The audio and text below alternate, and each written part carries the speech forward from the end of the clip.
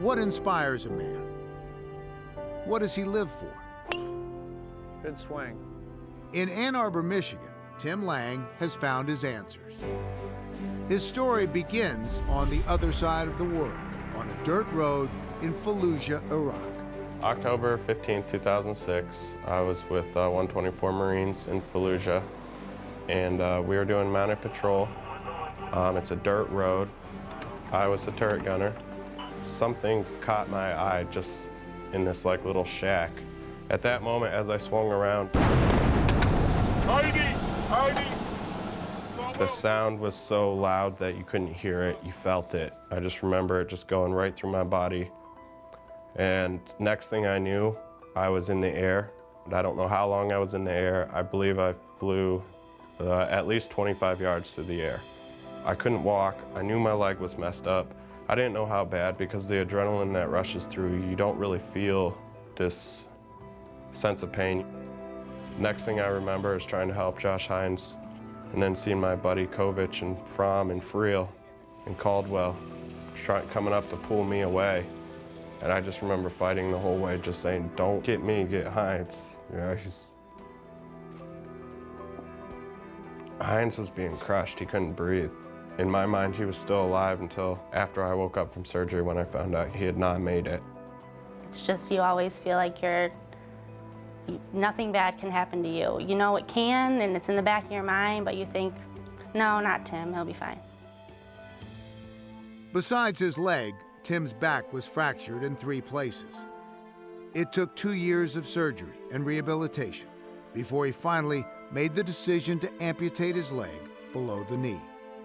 So I went through many dark nights of just wondering what it was that I was gonna have that passion and that fire about again. Just thinking that I'm not gonna be able to run again, thinking I'm not gonna be able to be in the military anymore or reach any more of my athletic goals. That was really hard for me. We've been through more in our relationship than anyone I know, than anyone will go through in their whole entire life. He was transferred to Walter Reed Army Medical Center in Washington, D.C. There were numerous setbacks. In all, Tim underwent 48 surgeries. The first time I met Tim, I was walking the hospital in an effort to try to recruit some soldiers, some troops, for our SMGA golf clinic. And he just came in and he kind of got this huge, overwhelming reaction from what he saw. I was in tears the first time I went to Walter Reed because I felt so inadequate walking around there as a golf pro. I wanted to do an aggressive sport, and golf was too sissy for me. As a young man who was really unsure what he wanted to do and uncommitted and pretty angry. I went to one of his clinics, and I think, you know, sometimes he might regret that, because once he got me out there, I never left.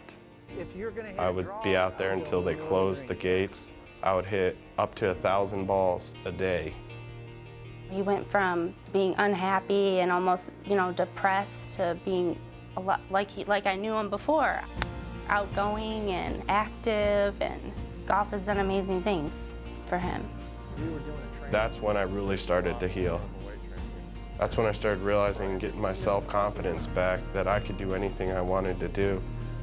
The peace and satisfaction that came along with that were more healing than any surgery or any treatment that I'd ever gotten. Is what golf coaches end up being as a mentor. I know you were for me. Yeah, I'm so happy that you took this up, because I think you're I'm just happy you were persistent. In 2 years of serious golf, I call serious practice, he went from shooting 95 to 100 to in the mid-70s. That's just unheard of. You don't see that very often. Rain, snow, or shine, I'm here every day. Strip away everything else, and you'll discover the success of every golfer is ultimately rooted in hard work. He's here all the time. Well, look at today. It's horrible. He'll be pounding balls for hours.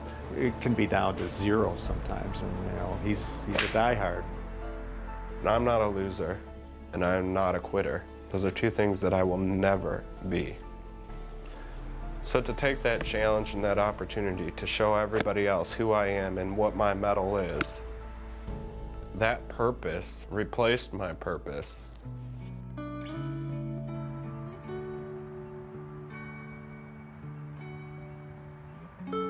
The challenge for an amputee is constant. The physical toll is immense. Blisters are an amputee's worst enemy. Just a simple little bit extra the day before could mean the next day that you're not going to be able to be on your leg. You know, when he has bad days, when he's in pain, and you feel helpless sometimes. I can be sympathetic all I want, but at the end of the day, I can't fix it. Still, Tim Lang is the lucky one. He's been blessed with a second chance. I think of Sergeant Babb. I think of Josh Hines, the guys that did not make it that day. That was such the driving force that even in my darkest times, that I was gonna live life for them. I was gonna live it to the fullest. But that resolve that I was never gonna give up and I was gonna only do them proud has stood with me. You can look back at this moment and decide that today is the day that you really decided you're gonna give it your best effort. It's always about that next swing. It's not about 3 holes from now. It's what can I do today to get to where I want to be. 4 years ago, laying in a hospital, Tim Lang couldn't imagine where the game of golf would take him. He's played with presidents, and he's seen the world. He now shares his experiences with others as a motivational speaker. When I came out here to SMGI clinics, I started feeling like I had a purpose again. It started making me feel like I could really accomplish the things I wanted to. I love being able to go up and just speak a small story and see how it affects other people. It speaks to the volume of the game, and it speaks to the importance of just never giving up and never quitting. Come on over, we'll Have you get ever in the golfed golf before? pro. Yeah, I suck at it. That's why I'm here. That's why you're here. He's got an inner strength to him, and I hope golf, and I believe golf has helped him do that.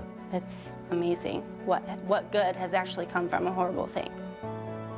It's incredible, and I'm greatly, greatly thankful that I was given the opportunity and that, you know, somebody cared that much to come out there and kind of force me into it and pull me out of my darkness.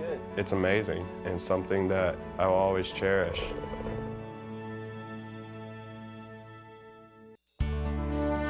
Coming up, the game of golf strengthens a couple's bond.